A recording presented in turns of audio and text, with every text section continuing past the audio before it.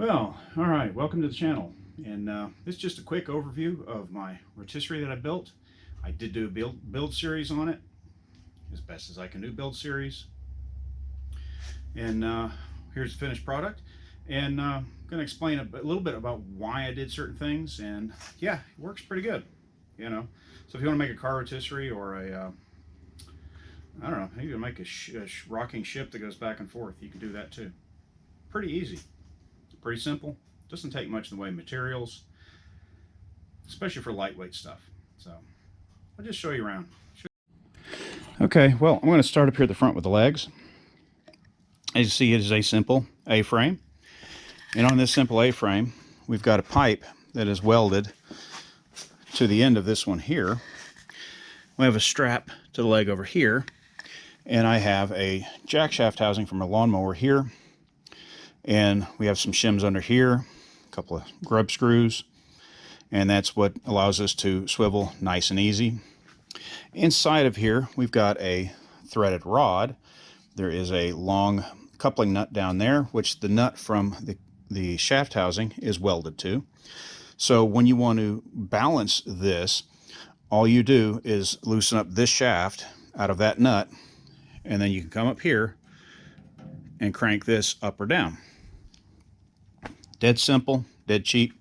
And it's the same kind of coupling nut right here. Same thing. On the legs here, yes, they are adjustable. They don't need to be. If I had enough square tubing, I would have just made them fixed legs. Come over here, the mounting for the front, just simple piece, another piece. I do have a brace here, but this is just plain old 2-inch square tubing welded together. Come up vertically, get a piece here. This probably isn't necessary on this car, but I put it anyway because I wasn't sure where it was going to be. And obviously, all of this didn't need to be here. This could have been that tall. So now we come down here to the legs. Now to keep it from racking, just a simple, 45 degree. Some leftover metal there. Long board running all the way down. And we have basically the same thing back here. The only difference back here is this was the pulley from one of them. And I cut half of this pulley off. I ground this edge off here, not quite enough because it still rubs down here. And all I do is when I get the car to a point where I want to work on it, I will take a long drill bit, come through here, drill a hole into that, and just use a pin to hold it in place. So pretty simple. Same thing here. This didn't have to be that tall, but I didn't know where the balance point was going to be. And most people tend to say, when I've read online, they say, oh, it's somewhere around the middle of the gas cap. Well, it's not even close. It is for people that want to build one for a Mustang, or you bought one. It is 3 1/4 inches down from this lower edge right here. So essentially, it's about right where that line is, below this little flat piece here. So it's actually down there. And on the front, I will show you the same. Okay, here it is. See my measurement right there, 7 3/4. This center line here is 7 3/4 up from the surface of there. So that'll get you in the ballpark. So if you bought a rotisserie or you have a camera that doesn't want to turn the screen back on, wonderful GoPros. Okay, so somewhere here I have a level that I picked up. Oh, hang on. I can't find anything. I wanted to see if this was somewhat level. Yeah, 67 degrees. 0.2. 0.1 if I do a little bit. It's pretty good for not trying. Not that it matters. But anyway, that's as easy as that goes. It's not a complicated project. You can build them any way you want. I would say don't copy my design. This is just leftover pieces. Don't copy it, but get some ideas.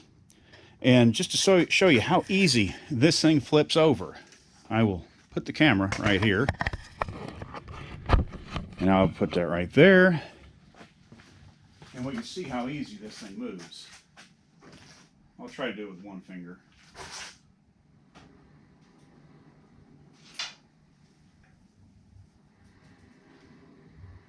That's it, one finger.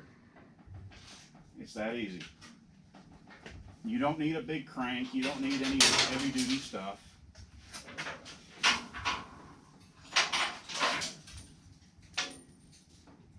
And you can see where I have it, where I have on my pivot points. That's about as perfectly balanced as you're going to get. Now, I will say my car has something different that your coupe will not. And I will get to that right here. So your pivot point, if you have a stock car, you roll this back down. If you have a stock coupe, it's probably going to be a little bit lower than mine because I've added these convertible inner rockers. So that's added a little bit of weight down low. So your pivot point, if you're just doing a coupe without inner rockers and without torque boxes, may be a little different, but it'd probably be close enough to do, you know, close enough for government work. So, I mean, you could just see, it's just effortless to move. I mean, I'm not even trying.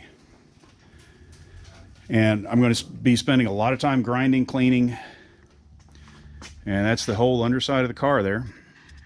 But a lot of time cleaning and grinding and probably patching some things and so on and so forth. And yeah, wheel wells turned out pretty good considering I haven't finished them up yet. And now they'll be easy to do. So I'll probably find other projects to do down here just because I can see it and get to it. So yeah, that's pretty much the entirety of it there. But anyway, it's not that big a deal to build one. When this car is sitting on jack stands, I can come to this side of the car and just pick it straight up.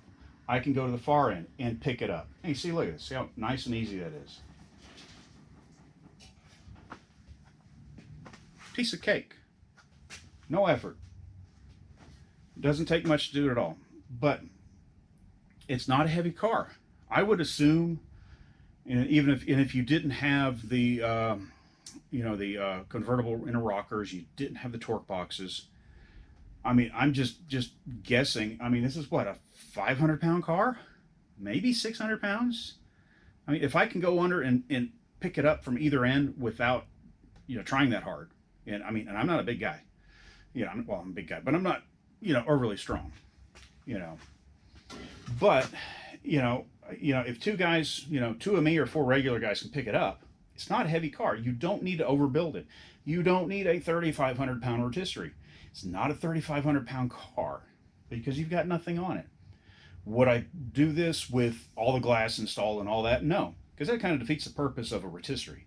You want all that stuff off. You want a bare shell in a rotisserie because you want to be able to work on the body, which is very time consuming, but at this point it's very easy to do because you can get to it. So if there's any questions, feel free to ask. If you want to see detail on something, I can do that.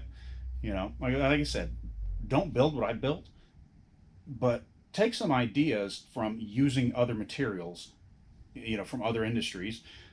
There's a lot of stuff out there that this works for that. Oh, you can use that. It's strong enough, but you need to be good enough at designing and understand the lows and so on and so forth. So if you build this and it falls apart, that's on you. If you build something else and it falls apart, that's on you. So I hope you get out and build something and see that you don't have to have the most expensive, fanciest thing out there. There are other ways to get it done.